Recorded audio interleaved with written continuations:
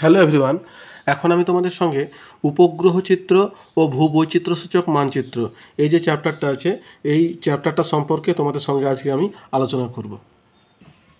তো দেখো, এই যে উপগ্রহ চিত্র এবং ভূবৈচিত্র্যসূচক মানচিত্র এই যে তোমার চ্যাপ্টারটা এখানে দেওয়া হয়েছে, তার কারণ হচ্ছে দেখো এই দুটো হচ্ছে পুরনো এবং নতুনের মধ্যে কিন্তু সেতু বন্ধন, বুঝতে পেরেছো? এখন বর্তমানে আমরা যেটা নিয়ে সব থেকে বেশি গুরুত্বপূর্ণ এবং যেটা ব্যবহার করছি সেটা হচ্ছে তোমার উপগ্রহ চিত্র। আর ভূবৈচিত্র্যসূচক মানচিত্র যেটা, এটা হচ্ছে একটা পুরনো পদ্ধতি, যেটা আমাদের দুটোই প্রয়োজন। এবং কোনো একটা তোমার কাজ করতে গেলে, ধরো ভূপৃষ্ঠে কোনো একটা কাজ করতে গেলে কিন্তু দুটোরই সহযোগিতা কিন্তু আমাদেরকে নিতে হয়, পুরনোটারও নিতে হয়, নতুনটারও কিন্তু নিতে হয়। দুটোরই কিন্তু কিছু সুবিধা আছে, কিছু অসুবিধা আছে, এবং প্রত্যেকটারই সুবিধা অসুবিধা কী আছে সেগুলো আমরা কিন্তু এক এক করে জানবো। তাহলে দেখো, উপগ্রহ চিত্র জানতে গেলে কিন্তু তার আগে আমাদেরকে অনেকগুলো জিনিস কিন্তু জানতে হয়। এখানে কিন্তু দুটো কথা আছে, একটা হচ্ছে উপগ্রহ, একটা হচ্ছে চিত্র। তাহলে উপগ্রহ কাকে বলে? উপগ্রহ তো তোমরা নিশ্চয়ই জানো যে গ্রহের চারিদিকে যা আবর্তন করছে সেটিকেই বলছে তোমার উপগ্রহ। যেমন ধরো চাঁদ হচ্ছে একটা উপগ্রহ। তো এই উপগ্রহকে দুটো ভাগে ভাগ করা হয়, একটা হচ্ছে প্রাকৃতিক উপগ্রহ, একটা তো এই প্রাকৃতিক উপগ্রহ যেটা আছে সেটা হচ্ছে তোমার চাঁদ। আর কৃত্রিম উপগ্রহ হচ্ছে মানুষ যে উপগ্রহ তোমার নিক্ষেপ করছে নিজের সুবিধার জন্য। তাহলে দেখো, তাহলে আমাদেরকে জানতে হবে যে কৃত্রিম উপগ্রহ বলতে কি বোঝো। তাহলে কৃত্রিম উপগ্রহ, প্রাকৃতিক উপগ্রহ তো তোমাদেরকে আমি চাঁদ বললাম। এবার তাহলে কৃত্রিম উপগ্রহ কোনটা? কৃত্রিম উপগ্রহ হচ্ছে তোমার যে উপগ্রহটা মানুষ তার সুবিধার জন্য আর কি নিক্ষেপ করছে, সেটাই হচ্ছে কৃত্রিম উপগ্রহ। তাহলে দেখো, কৃত্রিম উপগ্রহ হলো মানুষের তৈরি একটি অত্যাধুনিক যন্ত্র। এই যন্ত্রটিকে ভূপৃষ্ঠ থেকে মহাকাশে উৎক্ষেপণ করার পর একটি নির্দিষ্ট কক্ষপথে প্রতিস্থাপন করা হয়। ঠিক যেমন তোমার চাঁদ একটা নির্দিষ্ট কক্ষপথে পৃথিবীর চারিদিকে আবর্তন করছে, ঠিক একই রকম এই কৃত্রিম উপগ্রহটিও কিন্তু একটি নির্দিষ্ট কক্ষপথে প্রতিস্থাপন করা হয়। সেখান থেকে এই উপগ্রহ একটি নির্দিষ্ট সময়ে একটি নির্দিষ্ট কক্ষপথে পৃথিবীকে কিন্তু প্রদক্ষিণ করতে থাকে। ঠিক ওই প্রাকৃতিক উপগ্রহ চাঁদের মতোই কিন্তু এও তোমার প্রদক্ষিণ করতে থাকে। ঠিক আছে, তাহলে এটাই হচ্ছে তোমার কৃত্রিম উপগ্রহ। এবার দেখো আছে যে বিভিন্ন ধরনের কৃত্রিম উপগ্রহের পরিচয় দাও এবং শ্রেণীবিভাগ করো। তাহলে দেখো, এই যে কৃত্রিম উপগ্রহগুলো আছে, এই কৃত্রিম উপগ্রহগুলো কিন্তু এক রকমের নয়, এগুলো কিন্তু বিভিন্ন রকমের, অর্থাৎ মানুষের প্রয়োজনীয়তার উপর নির্ভর করে কিন্তু এই উপগ্রহগুলোকে কিন্তু নিয়োগ করা হয়েছে এবং এইগুলোর তোমার বিভিন্ন রকমের করা হয়েছে। তাহলে এই কৃত্রিম উপগ্রহগুলো কত রকমের হয় দেখো, বিভিন্ন ধরনের কৃত্রিম উপগ্রহ এইটা কিন্তু দুভাগে ভাগ করা হচ্ছে। যে সমস্ত উপগ্রহগুলো আছে তাকে দুটো ভাগে ভাগ করা হচ্ছে। একটা জিও স্টেশনারি তোমার স্যাটেলাইট, যার বাংলা হচ্ছে ভূ সমলয় উপগ্রহ, আর একটা হচ্ছে সান সিনক্রোনাস স্যাটেলাইট, যার তোমার বাংলা হচ্ছে তোমার সূর্য তুলনাকারী উপগ্রহ। বুঝতে পেরেছো? তাহলে ভূ সমলয় উপগ্রহ বা জিও স্টেশনারি কোনটাকে বলছে? জিও স্টেশনারি মানে কি বলতো? পৃথিবীর আবর্তনের সঙ্গে যেটা তোমার আবর্তিত হচ্ছে। দেখো, পৃথিবীর আবর্তনের সাথে তাল মিলিয়ে এই উপগ্রহ নিরক্ষীয় তল বরাবর 23 ঘন্টা 56 মিনিট 4 সেকেন্ড অর্থাৎ প্রায় 24 ঘন্টায় এক পাক পৃথিবীর চারিপাশে ঘোরে। এই উপগ্রহ পৃথিবীর 50% ছবি তুলতে পারে। আমেরিকা যুক্তরাষ্ট্রের জিওস ই, রাশিয়ার গোম-এস, ভারতের ইনস্যাট হলো এই ধরনের কৃত্রিম উপগ্রহ। এই উপগ্রহ থেকে প্রাপ্ত তথ্য আবহাওয়া বিশ্লেষণ, যোগাযোগ ব্যবস্থায় কাজে লাগে। তাহলে এটা কিন্তু কি বলতো, পৃথিবীর আবর্তনের সঙ্গে সঙ্গে কিন্তু এটাও আবর্তিত হচ্ছে। এবং এটা কিন্তু 50% কেন দিতে পারছে, তার কারণ যা দেখো, যখন এই উপগ্রহ তোমার এই যে শুধুমাত্র দিনের যে অংশটুকু আছে সেই অংশটুকু কিন্তু তোমার ছবি কিন্তু আমাদেরকে পাঠাতে পারছে, অর্থাৎ যেদিকে আছে সেই দিকে, অর্থাৎ সূর্য যেদিকে আছে সেই দিকে ছবিটা কিন্তু পাঠাতে পারছে। কেন? সেদিকটা আলোকিত হচ্ছে, কিন্তু যেদিকে সূর্য নেই সেই দিকের ছবিটা কিন্তু পাঠাতেও পারছে না, সেদিকে সে থাকেও না। অর্থাৎ দেখো, এইদিকে যেহেতু সূর্য আছে এই ছবিটা কিন্তু এইদিকেই দেওয়া আছে। তাহলে সূর্যের সঙ্গে সঙ্গে ঠিক যেমন আমাদের ওই তোমার ওই ভিডিও ক্যামেরা যেটা আমার সিসিটিভি যেমন থাকে একটা নির্দিষ্ট পর্যন্ত সে কভার করতে পারে, ঠিক একই রকম এটাও কিন্তু তোমার এই শুধুমাত্র পৃথিবীর অর্ধাংশ অর্থাৎ ছায়াবৃত্তের একটা অংশ সে দিতে পারে, কিন্তু যেটা অন্ধকারের অর্ধাংশ আছে সেটা কিন্তু সে দেয় না। তাহলে এটা গেল তোমার জিও স্টেশনারি স্যাটেলাইট। এবার দেখো, সান সিনক্রোনাস স্যাটেলাইট কোনটাকে বলছে? সূর্যের আপাত কোণের সাথে সামঞ্জস্য রেখে মেরু বরাবর এই উপগ্রহগুলি নির্দিষ্ট কক্ষপথে প্রতিস্থাপন করা হয়। অর্থাৎ এই কক্ষপথটা কী হচ্ছে, যে মেরুর সঙ্গে সামঞ্জস্য রেখে, অর্থাৎ এই মাথার দিকে কিন্তু তোমার এই দেখো দেখতে পাচ্ছ কৃত্রিম উপগ্রহ, এই মাথার দিকে যেটা আছে, যেটা উত্তর দক্ষিণে তোমার আবর্তন করছে, হ্যাঁ, মেরু বরাবর উপগ্রহ নির্দিষ্ট কক্ষপথে প্রতিস্থাপন করা হয়। ল্যান্ডস্যাট, IRS, স্পট প্রভৃতি এই ধরনের কৃত্রিম উপগ্রহ। এর থেকে প্রাপ্ত তথ্য জরিপ কার্যে, বিষয়ানুগ মানচিত্র প্রস্তুতে, ভূমি ব্যবহার বিশ্লেষণে, সম্পদ সম্পর্কে তথ্য সংগ্রহে ব্যবহার করা হয়। তাহলে এই তোমার স্যাটেলাইটটাকে বলছে সানসিনক্রোনাস, যেটা উত্তর থেকে দক্ষিণে আবর্তন করছে, আর যেটা তোমার পূর্ব থেকে পশ্চিমে তোমার ঠিক যেমন পৃথিবীর আবর্তনের সঙ্গে আবর্তন করছে, সেটাকে বলছে তোমার জিও স্টেশনারি। ঠিক আছে, তাহলে এই দুটো উপগ্রহ কিন্তু আমাদের পৃথিবীর কৃত্রিম উপগ্রহ কিন্তু আছে। এরপর দেখা বলছে জিও স্টেশনারি এবং সান স্টেশনারি স্যাটেলাইটের মধ্যে পার্থক্য নির্ণয় করো। তাহলে এই যে দুটো উপগ্রহ আছে, এই দুটোর কাজ কি, অর্থাৎ দুটো যে উপগ্রহ পৃথিবীর মানুষ যে স্থাপন করেছে, তার মধ্যে তো কোনো পার্থক্য বা কাজের পার্থক্য তো আছে।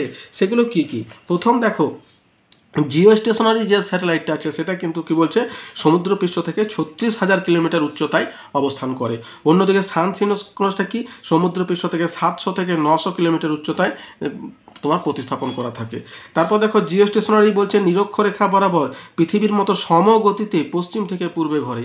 কিন্তু পৃথিবীর সানসিনক্রোনাস বলছে পৃথিবীর এক মেরু থেকে অন্য মেরুতে, অর্থাৎ উত্তর থেকে দক্ষিণ মেরুতে নির্দিষ্ট বেগে পৃথিবীকে আবর্তন করে। অর্থাৎ এটা কিন্তু পৃথিবীর আবর্তনের সঙ্গে আবর্তন করে না, ওর কিন্তু নির্দিষ্ট বেগ আছে, সেই বেগেই কিন্তু সে আবর্তন করে।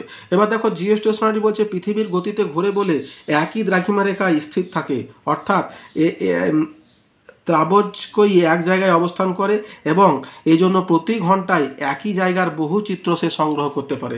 অন্যদিকে একই অক্ষাংশে একই স্থানীয় সময় ধরে এবং নিয়মিত সময়ের ব্যবধানে তথ্য সংগ্রহ করে। তারপর দেখো জিও স্টেশনের স্যাটেলাইট বলছে আবহাওয়া সংক্রান্ত তথ্য ও পূর্বাভাস দেওয়ার জন্য ব্যবহৃত হয়, তাই এর নাম ইনভায়রনমেন্টাল মনিটরিং স্যাটেলাইট। তাই জিও স্টেশনারি স্যাটেলাইটের অপর নাম হচ্ছে ইনভায়রনমেন্টাল মনিটরিং স্যাটেলাইট। আর অন্যদিকে এটা কি বেশি উঁচুতে থাকে না বলে এর দ্বারা সংগৃহীত চিত্র থেকে ভূপৃষ্ঠের পুঙ্খানুপুঙ্খ বিবরণ মেলে, ফলে সহজেই ভূসম্পদ পর্যবেক্ষণ ও তার পরিবহন বোঝা যায়। তাই এর অপর নাম হচ্ছে রিসোর্স মনিটরিং স্যাটেলাইট। তাহলে সানসিনক্রোনাস স্যাটেলাইটের অপর নাম হচ্ছে তোমার রিসোর্স মনিটরিং স্যাটেলাইট। তাহলে এই হচ্ছে তোমার এই দুটো স্যাটেলাইটের পার্থক্য বা এদের বৈশিষ্ট্যও তোমরা বলতে পারো। এরপর দেখো কি আছে, কৃত্রিম উপগ্রহের ক্যামেরা বা সেন্সরের শ্রেণীবিভাগ করো। দেখো অনেক সময় কিন্তু পরীক্ষার সময় চলে আসে যে তোমার সেন্সর কাকে বলে। তো সেন্সর কাকে বলে শুনে তোমার ভাবা চাকা খাওয়ার কোনো দরকার নেই। সেন্সর হচ্ছে তোমার ক্যামেরা, ক্যামেরাটাকেই কিন্তু তোমার কৃত্রিম উপগ্রহের যে উন্নত মানের ক্যামেরা থাকছে সেই জিনিসটাকেই কিন্তু বলছে সেন্সর। তাহলে দেখো কৃত্রিম উপগ্রহে কত রকমের সেন্সর থাকে, বলছে 2 রকমের সেন্সর কিন্তু এখানে থাকে। বলছে আলোর উৎসের অনুসারে সেন্সরকে 2 ভাগে ভাগ করা হয়। একটা হচ্ছে নিষ্ক্রিয় সেন্সর বা নিষ্ক্রিয় নিবৃত্ত ক্যামেরা, আর একটা হচ্ছে সক্রিয় সেন্সর বা সক্রিয় ক্যামেরা।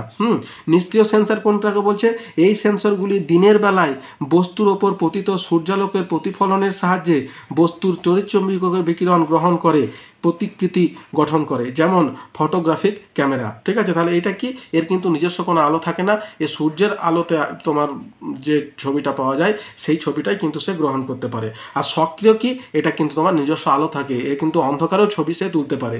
তাহলে সক্রিয় বা অ্যাক্টিভ সেন্সর কোনটাকে বলছে, এই সেন্সরগুলি নিজস্ব শক্তি বা যেমন ব্যাটারি বা আলোর সাহায্যে বস্তুর প্রতিফলন সংগ্রহ করে রাত্রিবেলায় এটি শক্তির উৎস হিসাবে কাজ করে, যেমন রেডার। ঠিক আছে, তাহলে এই হচ্ছে তোমার 2 রকমের সেন্সর। একটি হচ্ছে অ্যাক্টিভ সেন্সর, একটা হচ্ছে প্যাসিভ সেন্সর। অ্যাক্টিভ সেন্সরের নিজস্ব আলো থাকে, কিন্তু প্যাসিভ সেন্সর সূর্যের আলোতেই কিন্তু সে কাজ করতে পারে। এবার দেখো আছে যে তাহলে সেন্সারের শ্রেণীভাগ হলো। এবার দেখো সক্রিয় সেন্সার ও নিষ্ক্রিয় সেন্সারের পার্থক্য লেখো। তাহলে দেখো যে দুটো সেন্সারও তোমাদের বললাম, যে একটা হচ্ছে অ্যাক্টিভ সেন্সার, একটা হচ্ছে তোমার প্যাসিভ সেন্সার। তো এই দুটো সেন্সারের মধ্যে পার্থক্য কী, তার মধ্যে একটা পার্থক্য তো বলেই দিলাম, যে সক্রিয় সেন্সার যে তার নিজস্ব আলো, নিজস্ব তোমার আলো আছে বা ব্যাটারি আছে, কিন্তু নিষ্ক্রিয় সেন্সর সে সূর্যের আলোতে কাজ করে, এটা একটা বলেই দিলাম। তারপর দেখো কী কী আছে, মানে সেন্সরের নিজ দেহ থেকে বিদ্যুৎ চুম্বক তরঙ্গ পাঠিয়ে তথ্য সংগ্রহ করে, মানে যেটা বললাম প্রথমেই। তারপর দেখো নিষ্ক্রিয় সেন্সর সেন্সর কি সূর্যের প্রতিফলনের উপর নির্ভর করে তথ্য সংগ্রহ করে। সক্রিয় সেন্সর থেকে প্রেরিত ও ভূপৃষ্ঠ থেকে প্রতিফলিত উভয়ই বিদ্যুৎ চুম্বকীয় তরঙ্গ, আর নিষ্ক্রিয় সেন্সর শুধু প্রতিফলিত তরঙ্গ বিদ্যুৎ চুম্বকীয় তরঙ্গ। সক্রিয় সেন্সর দিনরাত সর্বদা তথ্য সংগ্রহ করতে পারে, আর এটা কেবলমাত্র দিনের বেলায় তথ্য সংগ্রহ করতে পারে, যেহেতু সে সূর্যের আলোতে কাজ করে। আর দেখো সক্রিয় সেন্সর কি অ্যাক্টিভ রেডিওমিটার, ল্যাডার, লিডার ইত্যাদি। অন্যদিকে নিষ্ক্রিয় সেন্সরের তোমার হচ্ছে তোমার ইলেকট্রনিক, মাল্টি স্পেকট্রাল, ফটোগ্রাফিক প্রভৃতি ক্যামেরা। তাহলে এই হচ্ছে তোমার দুটো সেন্সর, সক্রিয় সেন্সর এবং নিষ্ক্রিয় সেন্সর।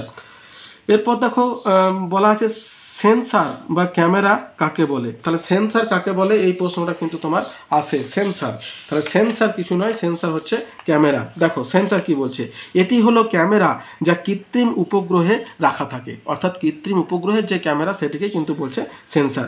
এর সাহায্যেই পৃথিবীর ছবি তোলা হয়। এটি এমন একটা যন্ত্র বা ডিভাইস যা মহাকাশ থেকে পৃথিবীর বিভিন্ন উপাদান থেকে প্রতিফলিত সূর্যরশ্মির পরিমাণ সংগ্রহ করে তার বৈশিষ্ট্যকে তুলে ধরতে সাহায্য করে। তাহলে এই হলো তোমার সেন্সর। এরপর দেখো কি আছে, বলছে দূর সংবেদন বা রিমোট সেন্সিং কাকে বলে। তাহলে আমরা কৃত্রিম উপগ্রহ সম্পর্কে জানলাম, সেন্সর সম্পর্কে জানলাম, এবারে দূর সংবেদনটা কি বা রিমোট সেন্সিং। রিমোট মানে দূর। আমরা যে টিভির রিমোট তোমার ব্যবহার করে থাকি, সেটা কি হয়, টিভিকে টাচ না করেই তাকে আমরা নিয়ন্ত্রণ করতে পারি, তাই তো। তাহলে আর সেন্স মানে সেন্স করা।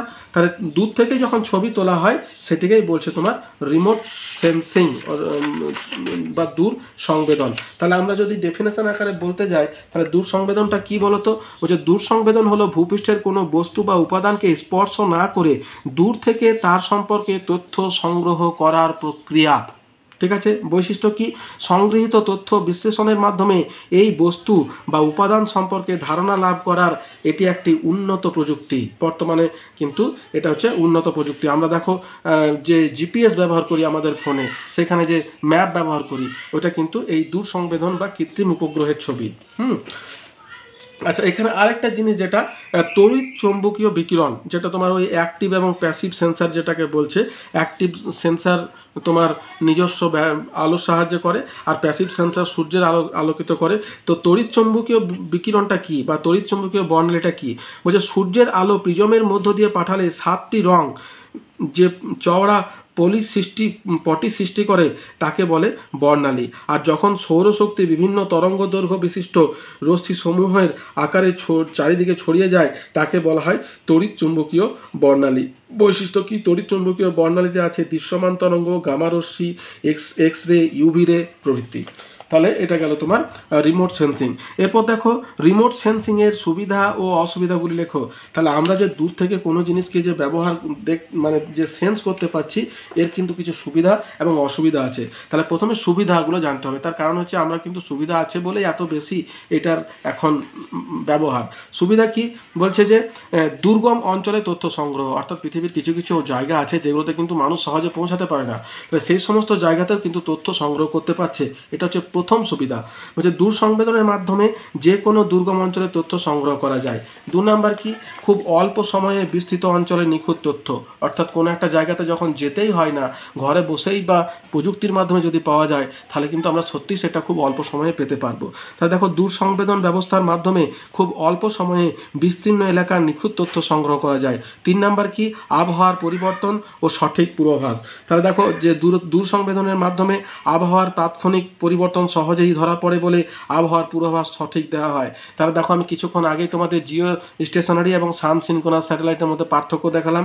তার মধ্যে কিন্তু যেটা জিও স্টেশনারি সেটাই কিন্তু আবহাওয়ার পূর্বাভাস দিয়ে থাকে, সান সিনক্রোনাস সেটা কি দিয়ে থাকে, তোমার রিসোর্স বা সম্পদের সন্ধানটা কিন্তু দিয়ে থাকে। দেখো এছাড়াও দূর সংবেদন ব্যবস্থার মাধ্যমে জলসম্পদ, অরণ্য সম্পদ, ভূমি ব্যবহারের ধরন, ভূগর্ভস্থ সম্পদ, আন্তর্জাতিক সীমান্তে বিদেশি সেনার গতিবিধি ইত্যাদি সম্পর্কে তথ্য সংগ্রহ কিন্তু করা যায়। অর্থাৎ যুদ্ধের ক্ষেত্রে, প্রতিরক্ষার ক্ষেত্রেও কিন্তু এটা ব্যবহার করা হয়ে থাকে। এর অসুবিধা কি, প্রথম যেটা সেটা হচ্ছে ব্যয়বাহুল্য। দেখো আমরা কিন্তু খুব সহজেই কোনো একটা জায়গার পজিশন জানতে পারছি, করছি, সবই ঠিক আছে, কিন্তু এটা এত বেশি ব্যয়বাহুল্য, একটা স্যাটেলাইটকে নিক্ষেপ করা, আবার সেই তোমার তার সঙ্গে যোগাযোগ স্থাপন করা, এগুলো কিন্তু প্রথমে কিন্তু অত্যন্ত ব্যয়বহুল। তাই দূর সংবেদন ব্যবস্থার মাধ্যমে তথ্য সংগ্রহ ও তা প্রকাশ করার জন্য প্রয়োজনীয় পরিকাঠামো তৈরির জন্য প্রচুর অর্থের প্রয়োজন হয়। এই জন্য সব দেশ এটি কিন্তু ব্যবহার করতে পারছে না। 2 নাম্বার কি, উন্নত প্রযুক্তি ও সুদক্ষ কর্মী প্রয়োজন। দূর সংবেদন ব্যবস্থা গড়ে তোলার জন্য অত্যন্ত উন্নত প্রযুক্তি এবং দক্ষ কর্মী প্রয়োজন হয় বলে এর ব্যবহার কিন্তু খুবই সীমিত। 3 নাম্বার কি, মেঘাচ্ছন্ন আকাশ, অর্থাৎ আকাশ মেঘাচ্ছন্ন থাকলে তথ্য সংগ্রহ করা কিন্তু অসুবিধাজনক। এছাড়াও দূর সংবেদন ব্যবস্থার মাধ্যমে বস্তুর উচ্চতা নির্ণয়েও কিন্তু অসুবিধা হয়। এখানে কি 2 ডাইমেনশনাল দৈর্ঘ্য প্রস্থটা পাওয়া যায়, উচ্চতাটা কিন্তু পাওয়া গেলেও সেটা নির্ণয় করা কিন্তু খুবই কঠিন কাজ হয়, যার জন্য কি বস্তুর উচ্চতাটা নির্ণয়ে কিন্তু এটাতে অসুবিধা হয়ে থাকে। তাহলে এই গেল তোমার ওই রিমোট সেন্সিংয়ের বা দূর সংবেদনের সুবিধা এবং অসুবিধা। এরপর দেখো যেটা জানতে হবে আমাদেরকে, যে দূর সংবেদন ব্যবস্থায় কৃত্রিম উপগ্রহের ব্যবহার কিন্তু সর্বাধিক। তাহলে দেখো দূর সংবেদন বা রিমোট সেন্সিং বলে যে জিনিসটা আছে সেটা কিন্তু সব থেকে বেশি ব্যবহার করা হচ্ছে কৃত্রিম উপগ্রহে। হ্যাঁ, কৃত্রিম উপগ্রহের ব্যবহারটা কিন্তু সর্বাধিক, অর্থাৎ কৃত্রিম উপগ্রহ কিন্তু অনেক কাজে ব্যবহৃত হয়। যেমন ধরো ওই তোমার টেলিকমিউনিকেশনের ক্ষেত্রে বা তোমার আরও অন্যান্য ক্ষেত্রে কৃত্রিম উপগ্রহের ব্যবহার করা হয়, কিন্তু দূর সংবেদন ব্যবস্থায় কিন্তু কৃত্রিম উপগ্রহের ব্যবহারটা কিন্তু সর্বাধিক বেশি হয়। এরপর দেখো একটা প্রশ্ন আছে, এরিয়াল ফটোগ্রাফ কি? হ্যাঁ, এরিয়াল ফটোগ্রাফ, এয়ার মানে হচ্ছে বাতাস, তাহলে এরিয়াল মানে যখনই উপর থেকে কোনো একটা ছবি তোলা হচ্ছে তখনই সেটাই কিন্তু এরিয়াল ফটোগ্রাফ বলছে। ঠিক আছে, দেখো এরিয়াল ফটোগ্রাফ কি বলছে, দেখো এটি হলো এমন একটি বিজ্ঞান যার সাহায্যে কোনো বস্তু বা উপাদানকে স্পর্শ না করে দূর থেকে সেই বস্তু বা উপাদানের তথ্য সংগ্রহের পদ্ধতি। এটা গেল তোমার রিমোট সেন্সিং। এবার এরিয়াল ফটোগ্রাফ কোনটাকে বলছে, ভূপৃষ্ঠের কিছুটা উপরে হেলিকপ্টার, প্লেন বা সমতুল যে কোনো মাধ্যমে রাখা ক্যামেরার সাহায্যে ভূপৃষ্ঠের যে ছবি তথ্য সংগ্রহ করা হয় তা হলো এরিয়াল ফটোগ্রাফ। অর্থাৎ হেলিকপ্টার বলো, ড্রোন বলো, এই সমস্ত ইয়ের মাধ্যমে যখন আমরা উপর থেকে ছবি তুলছি তখন সেটাকে বলছে এরিয়াল ফটোগ্রাফ। কি বলছে, উপগ্রহ চিত্র এবং এরিয়াল ফটোগ্রাফ কিন্তু এক নয়। তাহলে এখানে একটা প্রশ্ন হতেই পারে যে উপগ্রহ চিত্র কি এরিয়াল ফটোগ্রাফ বলা যায়? না, বলা যায় না। উপগ্রহ চিত্র আর এরিয়াল ফটোগ্রাফ কিন্তু এক নয়। এরপর দেখো আছে যেটা IRS উপগ্রহ সিরিজ কি?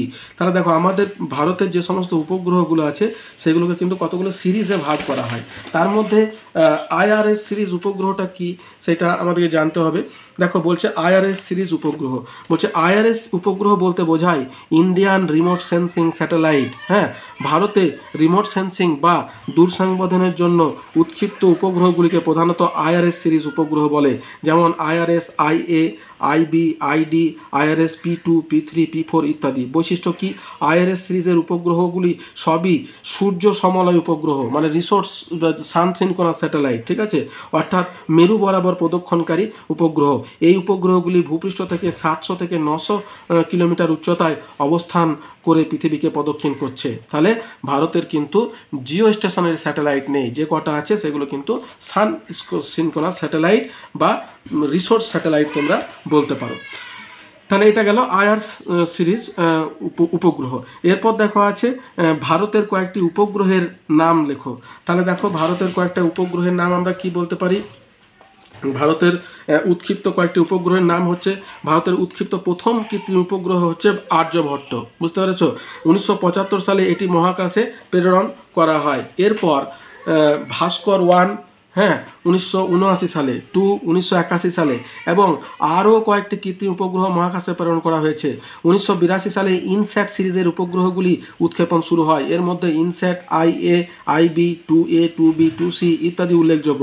এরপর 1988 সালে IRS সিরিজ এর উপগ্রহগুলি মহাকাশে পাঠানো হতে থাকে, যেমন IRS 1A, IRS 1B ইত্যাদি। ঠিক আছে, তাহলে এই হচ্ছে কতগুলো আমাদের ভারতের কৃত্রিম উপগ্রহ।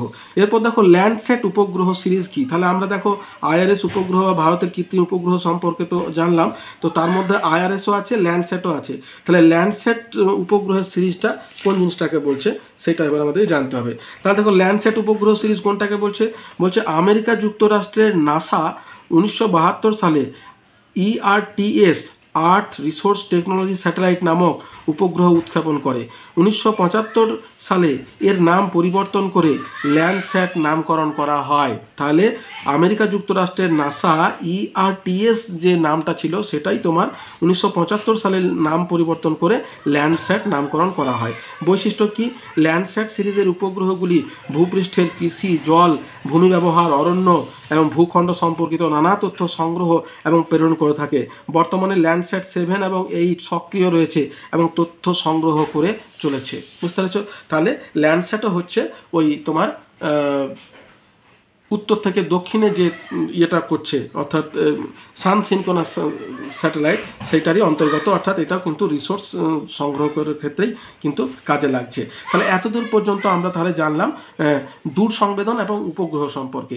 এবারে আমরা জানবো উপগ্রহ চিত্র সম্পর্কে। বুঝতে পেরেছো? তাহলে উপগ্রহ থেকে তোমার দূর সংবেদনের মাধ্যমে যে চিত্রটা তোলা হচ্ছে সেটিকেই বলছে উপগ্রহ চিত্র। তাহলে প্রথমে আমাদেরকে বলতে হবে যে উপগ্রহ চিত্র কাকে বলে। তাহলে দেখো, উপগ্রহ চিত্রের যদি আমরা ডেফিনেশন বলি তাহলে আমরা কিভাবে দিতে পারবো। বলছে যে পৃথিবীর চারিদিকে পরিক্রমণকারী কৃত্রিম উপগ্রহ থেকে ক্যামেরার সাহায্যে পৃথিবীর বিভিন্ন অংশে যে চিত্র সংগৃহীত হয় তাকেই বলছে কৃত্রিম উপগ্রহ চিত্র। হ্যাঁ, বৈশিষ্ট্য কি? স্কেল। এই চিত্র কিন্তু নির্দিষ্ট স্কেলে তৈরি হয়। আর 2 নম্বর কি? অক্ষাংশ ও দ্রাঘিমা। বলছে উপগ্রহ চিত্রে অক্ষাংশ ও দ্রাঘিমার বিস্তৃতি উল্লেখ থাকে। তাহলে এই জিনিসগুলো কিন্তু তোমার উপগ্রহ চিত্রে থাকে। এগুলো গেল বৈশিষ্ট্য। এবার দেখো উপগ্রহ চিত্র তোলার উপযুক্ত সময় কখন। তাহলে দেখো উপগ্রহ চিত্র তো আমরা, এরপর দেখো উপগ্রহ চিত্র কাকে বলে, এর বৈশিষ্ট্যগুলো কিন্তু আমাদেরকে জানতে হবে। তাহলে দেখো উপগ্রহ চিত্রের কতগুলো বৈশিষ্ট্য আছে। যেমন কি আছে, প্রথম দেখো আছে দূর সংবেদন ব্যবস্থা। তাহলে কৃত্রিম উপগ্রহ সংস্থাপিত সংবেদকের সাহায্যে দূর থেকে বস্তু স্পর্শে না এলেও সংগৃহীত তথ্য থেকে উপগ্রহ চিত্র পাওয়া যায়। 2 নম্বর কি? উন্নত প্রযুক্তি। এটি একটি অত্যাধুনিক প্রযুক্তি নির্ভর চিত্র। 3 হচ্ছে স্কেল। বলছে এই চিত্র সুনির্দিষ্ট স্কেলে তৈরি করা হয়। 4 হচ্ছে অক্ষাংশ এবং দ্রাঘিমা। বলছে উপগ্রহ চিত্রে অক্ষাংশ এবং দ্রাঘিমার বিস্তৃতি উল্লেখ থাকে। 5 হচ্ছে সময় এবং তারিখ। উপগ্রহ চিত্রের তথ্য সংগ্রহ, প্রকাশনার তারিখ এবং সময় আলাদা আলাদাভাবে উল্লেখ থাকে। 6 হচ্ছে সঠিক তথ্য। পৃথিবীপৃষ্ঠ এবং বায়ুমণ্ডলের নানা তথ্য সঠিকভাবে পাওয়া যায়। 7 হচ্ছে ছবি তোলার সময়। বলছে দিনের বেলায় সূর্যালোকের উপর নির্ভর করে বস্তুর তড়িৎচুম্বকীয় বিকিরণকে কাজে লাগিয়ে ছবি তোলা হয়। রাতের বেলা রেডারের সাহায্যে ছবি তোলা হয়। আর অন্যান্য কি আছে, এছাড়া উপগ্রহ চিত্রের সাহায্যে দ্রুত চিত্রগ্রহণ করা, দুর্গম অঞ্চলে জরিপ করা ও আবহাওয়ার পূর্বাভাস পাওয়া কিন্তু সম্ভব হয়। তাহলে এই হচ্ছে তোমার উপগ্রহ চিত্রের বৈশিষ্ট্য। এর পরের প্রশ্ন দেখো দিয়েছে উপগ্রহ চিত্র তোলার উপযুক্ত সময় কখন। তাহলে এটাও দেখো দিনের বেলায়, আমি এটা যে আলোচনা করলাম তখনই বললাম, তাও একবার তোমাদের সঙ্গে আলোচনা করে দিই। দেখো, ভালো উপগ্রহ চিত্র পাওয়ার জন্য দিনের বেলা আকাশ মেঘমুক্ত এবং আকাশ পরিষ্কার থাকা প্রয়োজন, কারণ সূর্যালোক যথেষ্ট থাকলে উপগ্রহ চিত্রও কিন্তু খুব স্পষ্ট এবং সুন্দরভাবে পাওয়া যায়। তাহলে এটাই হচ্ছে তোমার উপগ্রহ চিত্র তোলার উপযুক্ত সময়। এরপর দেখো আছে উপগ্রহ চিত্রের গুরুত্ব বা ব্যবহার লেখো। তাহলে আমাদের এই যে উপগ্রহ চিত্রটা আছে তার গুরুত্ব এবং ব্যবহার কি, যদিও কয়েকটা ব্যবহার আমি তোমাদের সঙ্গে উল্লেখ করলাম। এবার দেখো উপগ্রহ চিত্রের ব্যবহার। প্রথম কি? ভূমি ব্যবহার ও ভূমির ব্যবহার সংক্রান্ত তথ্য। প্রথমে কি আছে? ভূমির শ্রেণীবিভাগ, অর্থাৎ ভূমির আবরণ সম্পর্কে জানা যায় এবং তার ভিত্তিতে ভূমির শ্রেণীবিভাগ করা যায়। 2 নম্বর কি? মানচিত্র তৈরি। হচ্ছে উপগ্রহ চিত্রের সাহায্যে বিভিন্ন ব্যবহারের মানচিত্র তৈরি করা যায়। 3 হচ্ছে ভূমি ব্যবহার সংক্রান্ত পরিবর্তন। IRS সিরিজ এর উপগ্রহ থেকে তোলা ছবি থেকে ভূমি ব্যবহার সংক্রান্ত পরিবর্তন কিন্তু জানা যায়। 2 নম্বর কি? দেখো আবহাওয়া এবং প্রাকৃতিক বিপর্যয় এবং ব্যবস্থাপনা সংক্রান্ত ব্যবহার। তাহলে এইটা কোন স্যাটেলাইটের সাথে হয়? এটা জিও স্টেশনারি স্যাটেলাইটের মাধ্যমে হয়ে থাকে, যেটা পৃথিবীর গতির সঙ্গে তোমার আবর্তন করছে। ঠিক আছে। প্রথম সুবিধাটা কি? মেঘাচ্ছন্নতার পরিমাপ, অর্থাৎ মেঘাচ্ছন্নতার পরিমাণ সম্পর্কে জানা যায়। 2 নম্বর কি?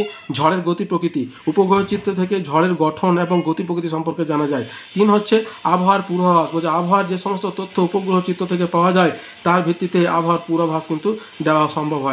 4 হচ্ছে ক্ষয়ক্ষতির পরিমাপ। বলছে ঘূর্ণিঝড়ে ক্ষতিগ্রস্ত অঞ্চলের ক্ষয়ক্ষতির পরিমাপ এবং উপযুক্ত ব্যবস্থা গ্রহণ করা যায়।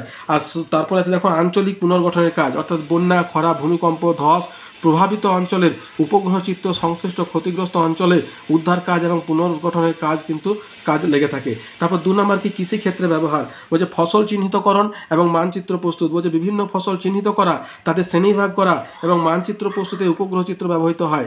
2 নম্বর কি? রোগগ্রস্ত এবং ক্ষতিগ্রস্ত ফসলের চিহ্নিতকরণ। বলছে উপগ্রহ চিত্রের সাহায্যে রোগগ্রস্ত এবং ক্ষতিগ্রস্ত ফসলকে চিহ্নিত করা যায় বলে দ্রুত প্রয়োজনীয় ব্যবস্থা নেওয়া যায়। এবার 4 নম্বর দেখো অরণ্যের পরিমাপ এবং সংরক্ষণ। বলছে অবস্থান এবং আয়তন নির্ণয়, 2 হচ্ছে উদ্ভিদের প্রকৃতি এবং প্রজাতি শনাক্তকরণ, 3 হচ্ছে বনভূমি ধ্বংসের পরিমাণ এবং পরিবর্তন, 4 হচ্ছে দাবানলের কারণে উদ্ভিদের ক্ষয়ক্ষতি দ্রুত জানার জন্য উপগ্রহ চিত্রের ব্যবহার করা হয়। আর অন্যান্য কি আছে দেখো, সমুদ্রে মাছের ঝাঁকের অবস্থান নির্ণয়, প্লাঙ্কটনের উপস্থিতি, সমুদ্র জলের উষ্ণতা নিরূপণ, সমুদ্র জলে ভাসমান হিমশৈলের অবস্থান, এমনকি সমুদ্র গর্ভে ভূপ্রকৃতি নির্ণয় করার জন্য উপগ্রহ চিত্র ব্যবহৃত হয়। 2 হচ্ছে উপগ্রহ চিত্রের মাধ্যমে খনিজ সম্পদের জরিপ এবং পর্যবেক্ষণ করা সম্ভব হয়। 3 হচ্ছে শত্রুপক্ষের সেনাবাহিনীর বিভিন্ন গতি প্রকৃতি সম্পর্কে জানা যায়। তাহলে এই হচ্ছে তোমার উপগ্রহ চিত্রের ব্যবহার। এরপর দেখো যেটা আছে যে উপগ্রহ চিত্র তোলার সময় বিভিন্ন পর্যায়গুলি ব্যাখ্যা করো। তাহলে দেখো আমাদের যে উপগ্রহ চিত্রগুলো তোলা হচ্ছে সেগুলো কিন্তু কতগুলো পর্যায়ে বিভক্ত, প্রায় 5টি। দেখো পর্যায়গুলো সম্পর্কে এবার আমরা এক এক করে জানবো। বলছে উপগ্রহ চিত্র তোলার কয়েকটি পর্যায় আছে, এগুলি হলো প্রথম পর্যায় কি, মহাকাশে উপগ্রহ প্রেরণ। তাহলে এটা প্রথমে করতে হবে, অর্থাৎ প্রতিস্থাপন করতে হবে। বলছে উপগ্রহ চিত্র তোলার প্রথম পর্যায়ে উচ্চ ক্ষমতা সম্পন্ন ক্যামেরা বা সেন্সর যুক্ত কৃত্রিম উপগ্রহ মহাকাশে পাঠাতে হয়। এই জন্য উপগ্রহটিকে ভূপৃষ্ঠ থেকে রকেটের সাহায্যে নির্দিষ্ট উচ্চতায় প্রতিস্থাপন করতে হয়। তাহলে এটা গেল তোমার ফার্স্ট স্টেজ। এরপর দেখো সেকেন্ড স্টেজে কি করতে হচ্ছে, বলছে প্রতিফলিত বা বিকিরিত সৌর রশ্মি গ্রহণ।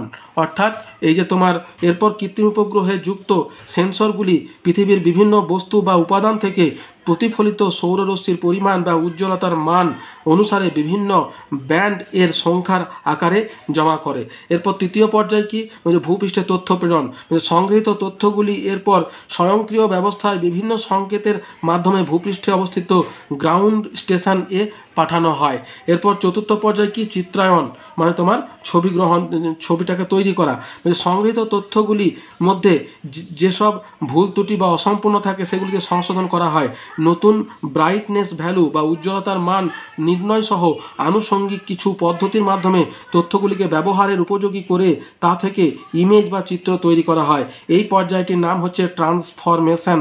প্রসঙ্গত উল্লেখ্য, উপগ্রহ চিত্র তৈরি করার সময় পৃথিবীর বিভিন্ন উপাদানগুলির প্রকৃত রঙের পরিবর্তে ছদ্ম রং বা ফলস কালার কম্পোজিশন, সংক্ষেপে এফসিসি বলা হয়, এটা ব্যবহার করা হয় যাতে আমাদের বুঝতে সুবিধা হয়। বুঝতে পারছো? তার জন্য কিন্তু ফলস কালারটা ব্যবহার করা হয়। আমি পরে তোমাদের সঙ্গে ফলস কালার সম্পর্কে আলোচনা করছি। এবং পঞ্চম এবং শেষ পর্যায়ে কি, জিআইএস পদ্ধতির সাহায্যে মানচিত্রে ব্যবহার করা। জিআইএস হচ্ছে জিওগ্রাফিক ইনফরমেশন সিস্টেম, এটাও আমি পরে আলোচনা করছি। ইমেজ তৈরি করা হলে সেটিকে ভিত্তি করে ভৌগোলিক তথ্য ব্যবস্থা বা জিআইএস পদ্ধতির সাহায্যে প্রয়োজন মতো উদ্ভিদ মানচিত্র, জলাভূমি মানচিত্র প্রভৃতি নানা ধরনের মানচিত্র তৈরি করা হয়। তাহলে এই হলো তোমার 5টি পর্যায় উপগ্রহ চিত্র তৈরির। এরপর দেখো আছে উপগ্রহ চিত্রের শ্রেণীবিভাগ করো। তাহলে দেখো আমরা যেমন সেন্সারের শ্রেণীবিভাগ করলাম, স্যাটেলাইটের শ্রেণীবিভাগ করলাম, এবার তো উপগ্রহ চিত্রের কিন্তু শ্রেণীবিভাগ করা হয়। অর্থাৎ উপগ্রহ চিত্র যেগুলো আছে সেগুলো কিন্তু প্রত্যেকটা নির্দিষ্ট উদ্দেশ্যে তোমার তৈরি করা হয় এবং সেই উদ্দেশ্য অনুযায়ী দেখো এই কতগুলো ভাগে কিন্তু উপগ্রহ চিত্রকে ভাগ করা হয়। বলছে রঙের মিশ্রণ অনুযায়ী উপগ্রহ চিত্র 3 প্রকার। বলছে সাদা কালো উপগ্রহ চিত্র। সাদা কালো কোনটাকে বলছে, এই উপগ্রহ চিত্রে ভূপৃষ্ঠের উপাদানগুলিকে সাদা কালো রঙে দেখানো হয়। এই উপগ্রহ চিত্র বাইনারি চিত্র নামেও কিন্তু পরিচিত। তাহলে বাইনারি চিত্র যদি বলে তাহলে সেটা হবে সাদা কালো উপগ্রহ চিত্র। এরপর দেখো ধূসর উপগ্রহ চিত্র। বলছে এই উপগ্রহ চিত্রে সাদা কালো পর্যন্ত বিভিন্ন ধূসর বর্ণের শেডের পার্থক্যের সাহায্যে ভূপৃষ্ঠের উপাদানগুলিকে দেখানো হয়। এবার কি বহু বর্ণালী উপগ্রহ চিত্র। বলছে তড়িৎ চৌম্বকীয় বর্ণালীর সাহায্যে রঙিন উপগ্রহ চিত্র তৈরি হয়, তা হলো বহু বর্ণালী উপগ্রহ চিত্র। এটি আবার দু রকমের হয়, একটা হচ্ছে ট্রু কালার কম্পোজিশন, একটা হচ্ছে false colour composition. True colour composition কোনটাকে বলছে, ট্রু কালার কম্পোজিশন হচ্ছে ভূপৃষ্ঠে উপাদানের যে রঙে আমরা দেখি সেই রঙে উপগ্রহ চিত্র প্রস্তুত হলে তাকে প্রকৃত রঙে উপস্থাপিত চিত্র। এই চিত্রে নীল, সবুজ, লাল এই 3টে প্রাথমিক রঙের মিশ্রণ ঘটিয়ে বিভিন্ন রঙের বিষয় উপস্থাপিত করা হয়। আর ছদ্ম রং বা ফলস কালার কোনটাকে বলছে, ভূপৃষ্ঠের উপাদানগুলির প্রকৃত রঙের পরিবর্তে অন্য রঙে উপস্থাপিত হলে তা ছদ্ম রঙে উপস্থাপিত চিত্র নামে পরিচিত। রিমোট সেন্সিংয়ের চিত্র এই ধরনের উপগ্রহ চিত্র। তাহলে দেখো রিমোট সেন্সিংয়ের যে চিত্রটা আসছে আমাদের, যে স্যাটেলাইট ইমেজ যেটা, সেটা কিন্তু এই ধরনের চিত্র। এবার দেখো রিমোট সেন্সিং মানচিত্রে বিভিন্ন রঙের উপাদান, যেমন কি উপাদান এবং ছদ্ম রং মানে ফলস কালার যেটা ফলস কালার কী কী ব্যবহার করা হয়, এটা কিন্তু একটা নির্দিষ্ট নিয়মেই ব্যবহার করা হয়। অর্থাৎ পৃথিবীর যত স্যাটেলাইট ইমেজ আছে সেখানে যে ফলস কালার কম্পোজিশন যেটা থাকে তা কিন্তু পুরো পৃথিবীতে কিন্তু এইগুলোর জন্য কিন্তু এই কালারটাই ব্যবহার করা হবে, এটা কিন্তু নির্দিষ্ট আছে। আমরা আমাদের কাছে যে স্যাটেলাইট ইমেজটা তৈরি করা অবস্থায় পেয়ে থাকি সেটা কিন্তু এই ফলস কালার কম্পোজিশনের মাধ্যমেই তৈরি করা অবস্থায় কিন্তু আমরা পেয়ে থাকি। ট্রু কালার কম্পোজিশনের মানচিত্র কিন্তু আমরা দেখে খুব একটা বুঝতে পারবো না। তাহলে ট্রু কালার কম্পোজিশন ম্যাপটা পাওয়ার পরে তার উপরে কিন্তু এই ছদ্ম রং ব্যবহার করে সেটি কিন্তু আরও প্রমিনেন্ট পরিষ্কার করে আমাদের কাছে দেওয়া হয় যাতে আমরা সহজেই বুঝতে পারি। তাহলে দেখো এবারে কোন কোন জিনিসের জন্য কী কী কালার ব্যবহার করা হচ্ছে। গভীর অরণ্য এবং উদ্ভিদরাজির জন্য কি হচ্ছে, গাঢ় লাল এবং লাল রঙের ফলস কালার কিন্তু ব্যবহার করা হচ্ছে। আর শস্য ক্ষেত্র এবং তৃণভূমির জন্য হালকা লাল, লাল ধূসর বা ধূসর প্রকৃতির রং ব্যবহার করা হচ্ছে। গভীর জলাশয়, অগভীর জলাশয় এবং নদীর জন্য কালো, নীল বা হালকা নীল ব্যবহার করা হচ্ছে। পতিত জমি বা ফাঁকা স্থানের জন্য সবুজ ও হালকা সবুজ ব্যবহার করা হচ্ছে। জনবসতি এবং শহরের জন্য দানাযুক্ত অতি হালকা নীল এবং রূপালী কালার কিন্তু ব্যবহার করা হচ্ছে। তাহলে এই কতগুলো প্রকৃতির স্যাটেলাইট ইমেজ বা উপগ্রহ চিত্র কিন্তু আমরা পেয়ে থাকি। এরপর দেখো আছে উপগ্রহ চিত্রে রঙের ব্যবহার সম্পর্কে লেখো। তাহলে রঙের ব্যবহার এই যেটা আমি তোমাদের এইমাত্র বললাম যে এই কালারগুলো বা ফলস কালারটা ব্যবহার করা হচ্ছে সেটিকেই বলছে তোমার রঙের ব্যবহার। তাহলে দেখো রঙের ব্যবহার সম্পর্কে যদি বলে তাহলে আমরা কীভাবে এটাকে বলবো। দেখো উপগ্রহ চিত্রে রঙের ব্যবহার দুই ধরনের রঙের ব্যবহার করা হয়, প্রকৃত রং আর ছদ্ম রং, মানে ন্যাচুরাল আর এটা হচ্ছে ফলস কালার। হ্যাঁ, প্রকৃত রঙের ব্যবহার কি, ভূপৃষ্ঠস্থ বস্তুগুলোকে আমরা সাধারণ চোখে যে রঙে দেখতে পাই সেই রঙেই যদি উপগ্রহ চিত্রে এবং বস্তুগুলিকে উপস্থাপন করা হয় তাহলে সেই উপগ্রহ চিত্র প্রকৃত রঙে উপস্থাপিত হয়েছে বলা হয়। এই ধরনের চিত্রে নীল, সবুজ, লাল তরঙ্গরশ্মি এবং তাদের সমন্বয়কে ব্যবহার করে চিত্র প্রকাশ করা হয়। আর ছদ্ম রঙটা কি, যদি প্রকৃত রঙের বদলে অন্য রং দ্বারা ভূপৃষ্ঠস্থ বস্তুগুলিকে উপগ্রহ চিত্রে দেখানো হয় তাহলে চিত্রটিকে ছদ্ম রং ব্যবহার করা হয়েছে বলা হয়। যেমন উদ্ভিদের রং সবুজের পরিবর্তে লাল রঙে প্রকাশ করা হয়। আমি তোমাদের সব রঙই মোটামুটি বলে দিলাম যে এইটার জন্য এই রঙটা ব্যবহার করা হয়। এরপর দেখো পরের যেটা আছে সেটা হচ্ছে যে উপগ্রহ চিত্রে রং ব্যবহার করা হয় কেন। হ্যাঁ, রং ব্যবহার করা হয় কেন এটা তো আমি তোমাদের বললামই যে আমাদের বুঝতে অসুবিধা হবে, তাই যাতে আমরা সহজেই বুঝতে পারি তার জন্যই কিন্তু রংটা ব্যবহার করা হয়। তাহলে দেখো বলছে উপগ্রহ চিত্রে ছদ্ম রং ব্যবহার করা হয় কেন। ব্যবহার করার কারণ কি, রঙের ভিত্তিতে উপগ্রহ চিত্র দুই প্রকার, এক হচ্ছে প্রকৃত রঙে উপস্থাপিত উপগ্রহ চিত্র, ছদ্ম রঙে উপস্থাপিত উপগ্রহ চিত্র। এর মধ্যে উপগ্রহ চিত্রে ছদ্ম রং ব্যবহার করার কারণ হচ্ছে বিভিন্ন বস্তু পৃথক করা, অর্থাৎ ভূপৃষ্ঠের বিভিন্ন বস্তু বা উপাদানকে আলাদা আলাদাভাবে বোঝানো যায়।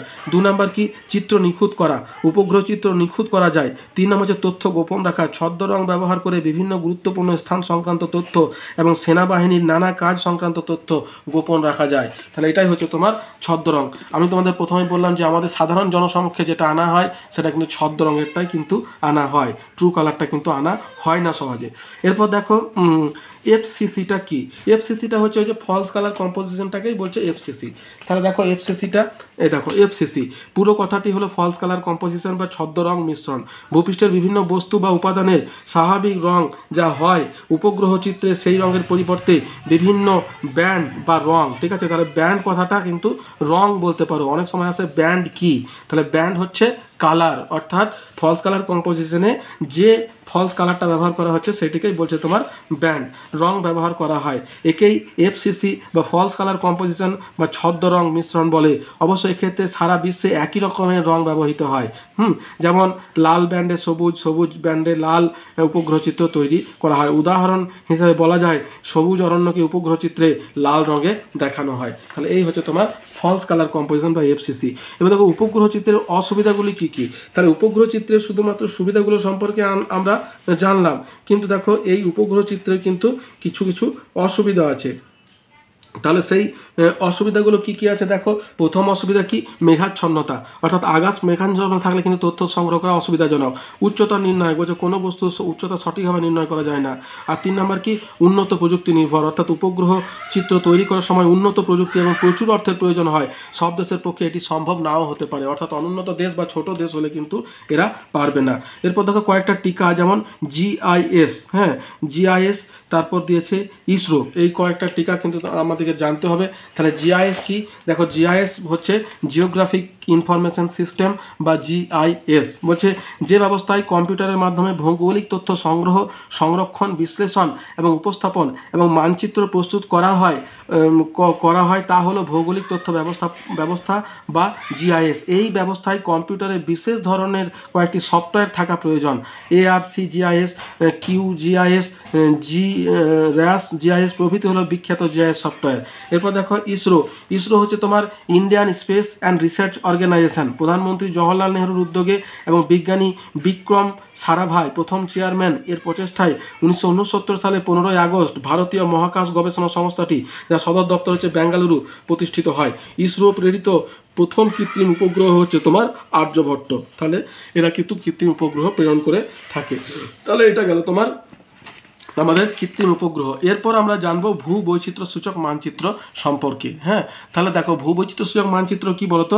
ভারতের প্রাচীনতম বিজ্ঞান সংস্থা সার্ভে অফ ইন্ডিয়া বা এসআই 1967 সালে এটা প্রতিষ্ঠিত হয়। টোপোগ্রাফিক্যাল ম্যাপ প্রস্তুত এবং প্রকাশ করে থাকে। এদের সদর দপ্তর হচ্ছে উত্তরাখণ্ডের দেরাদুনে। বুঝতে পেরেছো? কলকাতার পার্ক স্ট্রিটে কিন্তু এর একটা শাখা দপ্তর আছে, যেখান থেকে আমরা পশ্চিমবঙ্গবাসী যারা আছি তারা কিন্তু ম্যাপ সংগ্রহ করতে পারি। এবার দেখো আমাদেরকে জানতে হবে ভূবৈচিত্র্য সূচক মানচিত্র কি, অর্থাৎ ভূবৈচিত্র্য সূচক মানচিত্র কাকে বলে। তাহলে দেখো ভূবৈচিত্র্য সূচক মানচিত্র হচ্ছে ভূপৃষ্ঠের বৈচিত্র্য যে মানচিত্রে তুলে ধরা হয় সেটাই হচ্ছে তোমার ভূবৈচিত্র্য সূচক মানচিত্র।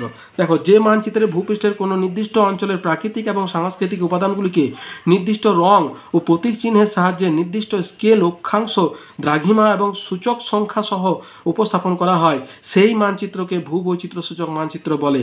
বৈশিষ্ট্য কি? প্রধানত জরিপ কার্যের মাধ্যমে সংগৃহীত প্রাকৃতিক রাশি তথ্যের ভিত্তিতে ভূবৈচিত্র্য সূচক মানচিত্র অঙ্কন করা হয়ে থাকে।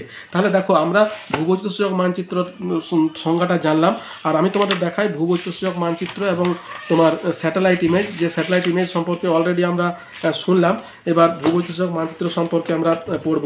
তো ভূবৈচিত্র্য সূচক মানচিত্র হচ্ছে, দেখো এই জিনিসটা হচ্ছে ভূবৈচিত্র্য সূচক মানচিত্র। এই দেখো এটা হচ্ছে তোমার ভূবৈচিত্র্য সূচক মানচিত্র, যেটা ইংরেজরা করে গেছে। বুঝতে পারছো? ইংরেজরা জরিপ কার্যের মাধ্যমে কিন্তু এই ভূবৈচিত্র্য সূচক মানচিত্র বা এই যে নাম্বার করা 73M/7 এই যে নাম্বারটা যে এর আছে, এটার পিছনেও গুরুত্ব আছে। এটাও আমি তোমাদের বোঝাবো একটু একটু করে। তো এইটা হচ্ছে তোমার ভূবৈচিত্র্য মানচিত্র, এবং প্রত্যেকটা এলাকার জন্য, যেমন ধরো এটা হচ্ছে বর্ধমানের মানচিত্র। পশ্চিমবঙ্গ এবং ভারতের যে বর্ধমান বলে আমাদের যে একটা জায়গা আছে, শহর বলতে পারো, কিন্তু এটা শুধু শহর নয়, বর্ধমান পুরো জেলার কিছু একটা অংশকে সে উপস্থাপন করছে। তো 73M/7 এই হচ্ছে তোমার ভূবৈচিত্র্য মানচিত্র। অন্যদিকে দেখো এই একই জায়গার স্যাটেলাইট ইমেজটা দেখো। এই দেখো স্যাটেলাইট ইমেজটা কীরকম আছে। এই দেখো এই যে নদীকে এরকমভাবে প্রকাশ করা হচ্ছে, গাছকে তোমার যেভাবে ফলস কালারের মাধ্যমে, এগুলো সবই কিন্তু ফলস কালার। ট্রু কালার কম্পোজিশনের ম্যাপ কিন্তু আমরা হাতে পাই না, ঠিক আছে? তাহলে এইটা হচ্ছে টোপোগ্রাফিক্যাল ম্যাপ, ওই একই স্থানের তোমার স্যাটেলাইট ইমেজ হচ্ছে তোমার এইটা। তাহলে দেখো এইরকম হয় স্যাটেলাইট ম্যাপ। এইটা কি? স্যাটেলাইট ম্যাপকে কিন্তু পড়তে হবে, অর্থাৎ এখানে যে কালারগুলো আছে কোনটা কোন জিনিসকে বোঝাচ্ছে, কি আছে, এগুলো কিন্তু তোমার কি দক্ষ বা জ্ঞান না হলে কিন্তু বুঝতে পারবে না। একই রকমভাবে টোপো ম্যাপেও সেই একই রকম, কিন্তু এটা কি একটু পরিষ্কার, যেমন জরিপের সাহায্যে প্রত্যেকটা জিনিসকে একটু বুঝতে পারা যায়, হ্যাঁ, মানে এক চোখে। কিন্তু এই জিনিসটা যদিও অনেক বেশি তথ্যবহুল, এটার থেকে অনেক বেশি তথ্য এটাতে আছে, কিন্তু জ্ঞান না থাকলে কিন্তু এটাকে কিন্তু পড়া যাবে না। এটা তো জ্ঞানের প্রয়োজন, কিন্তু স্বল্প জ্ঞান হলেও কিন্তু খুব একটা অসুবিধা হয় না। তাহলে এটা গেল তোমার ভূবৈচিত্র্য সূচক মানচিত্র। এরপর দেখো কি আছে, বলছে ভূবৈচিত্র্য মানচিত্রের বৈশিষ্ট্য। তাহলে ভূবৈচিত্র্য ঠিক যেমন আমরা স্যাটেলাইট ইমেজের বৈশিষ্ট্য পড়লাম, একই রকমভাবে আমাদেরকে কিন্তু ভূবৈচিত্র্য সূচক মানচিত্রের যে বৈশিষ্ট্য আছে সেগুলো জানতে হবে। তাহলে দেখো বৈশিষ্ট্য কি আছে, প্রথম হচ্ছে সুনির্দিষ্ট অঞ্চল। বলছে ভূবৈচিত্র্য সূচক মানচিত্র কতগুলো নির্দিষ্ট স্কেল অনুযায়ী আঁকা হয়, যেমন 1:1 মিলিয়ন, 1:250,000 প্রভৃতি। আর কি সূচক সংখ্যা, বলছে প্রতিটি ভূবৈচিত্র্য সূচক মানচিত্রের নির্দিষ্ট একটি সূচক সংখ্যা থাকে, যেমন 72A, 73M, 78M, 77K/2। দেখো এই যে নাম্বারগুলো আছে না, এগুলো স্কেল অনুসারে হয়ে থাকে। আমি পরে তোমাদের সঙ্গে আলোচনা করছি। এই 5টা স্কেলের তোমার ম্যাপ হয়। মিলিয়ন সিট, যেটা তোমার এই 73 শুধু নাম্বারটা হবে। সিকি ইঞ্চি বা ডিগ্রি সিট হচ্ছে তোমার 73M, এই নাম্বারটা হবে। এটাকে আরও ছোটো ভাগে যখন ভাগ করা হবে তখন সেটাকে আধ ইঞ্চি বা অর্ধ ডিগ্রি সিট, এবং ইঞ্চি সিট বা 1:50,000 73 এইটারই কিন্তু আমরা বেশিরভাগ ব্যবহার করে থাকি এই ইঞ্চি সিটটা, যার আরএফ হচ্ছে 1:50,000। এইখানে যে ম্যাপটা আমি তোমাদের দেখালাম এটা কিন্তু ইঞ্চি সিট। এই যে দেখো এখানে 73 M/7 এই কথাটা উল্লেখ আছে, 73 M/7। তাহলে এই ইঞ্চি সিট হচ্ছে তোমার, এই যে এই ইঞ্চি সিটটাই হচ্ছে তোমার আমাদের ব্যবহারের পক্ষে উপযুক্ত, অর্থাৎ আমাদের স্কুলে, কলেজে, ইউনিভার্সিটিতে যে সিটে কাজ করা হয় সেটা হচ্ছে তোমার ইঞ্চি সিট, যার আরএফ হচ্ছে 1:50,000। আর যদি তুমি বিবৃতিমূলক বলো তাহলে 1 সেমিতে 500 মিটার এবং এর বিস্তৃতি হচ্ছে 15 মিনিট ইন্টু 15 মিনিট। আর নাম্বার হবে এইরকম 73 M/5 এখানে আছে, এবার তোমাদের যেটা থাকবে সেটা দেওয়া থাকবে। তাহলে এটা গেল তোমার নাম্বার।